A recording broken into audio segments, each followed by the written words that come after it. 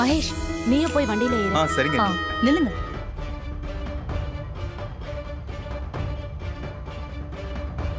நீங்க கார்ல ஊர்வலமா போக வேண்டாம். ரேவதி மட்டும் போட்டும்.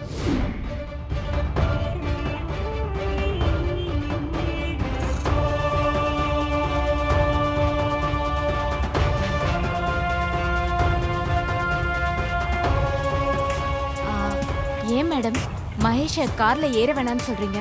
2 பேரும் ஜோடியா தானே போகணும். இல்ல, இது பொண்ணோட ஊர்வலம் தான். இதுதான் எங்க முறை. மாப்பிள்ளை வீட்டுக்காரங்க தான் எப்பவுமே முதல்ல இருக்கணும்னு சொல்லுவாங்க. அதனால நீங்க நேரா மண்டபத்துக்கு போயிடுங்க. இன்னொன்னு சொல்றேன், நல்லா கேட்டுக்கோங்க. மகேஷ்க்கு துணை மாப்பிள்ளையா இருக்க போறது நம்ம டிரைவர் ராஜா தான்.